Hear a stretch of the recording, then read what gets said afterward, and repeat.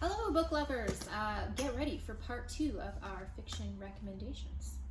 So, do you want to start? I'll start, sure. Yeah, we seem to be on a bit of a mystery kick right now. The first one I want to recommend is One by One by Ruth Ware. I also recommend that. She's so fantastic. You may have read her before. She is just, I think, becoming the queen of the psychological thriller. They're calling her the new Agatha Christie. And that was exactly what I was That's about to say, was that a this book, statement. she's channeling Agatha Christie in this book.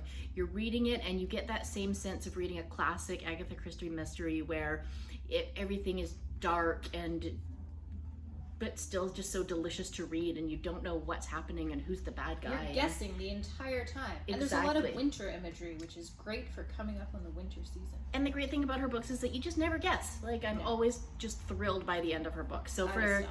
somebody who loves psychological thrillers, One by One by Ruth Ware. Fantastic. Very good one. Diving into more mysteries, this is my first Peter Swanson, but by no means will it be my last because I loved it so much. 8 Perfect Murders, again, the kind of looking at the homage to Agatha Christie as well as other kind of classic thrillers. It takes place in a bookshop, and the main character, he works at a bookshop and he's approached by the police because a bunch of murders have taken place that they think may be linked to a list he actually, the bookshop owner, put out years ago describing perfect murders in fiction, and they think that some sort of killer might be replicating the murders that he talked about in this list. So really great if you've read all of these. I have not read all the mysteries mentioned, but now I have a really big to read list. Really good twists. I did not see this one coming. And as I say now, I have a new author I need to read everything by, which is always nice. Oh, great. Now I have a new author You I need need to read everything it. by. It is so fun. Okay. I'm going to veer a little bit away from mystery right now to recommend David Mitchell's newest novel, Utopia Avenue.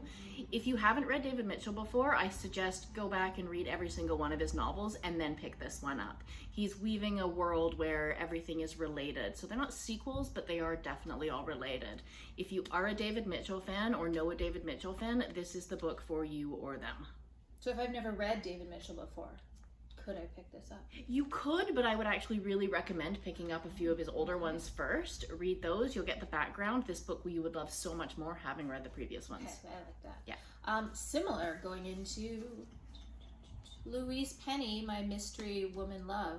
I love her books. Whenever a new one comes out, I'm always very, very excited and need to start reading it immediately.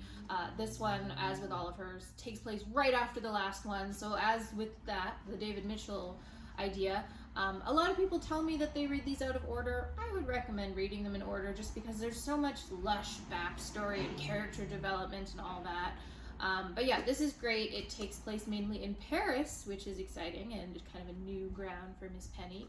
I loved it. Definitely kept me up very late at night reading it. And now, of course, I'm needing more gamache and already excited for the next book. So, Louise.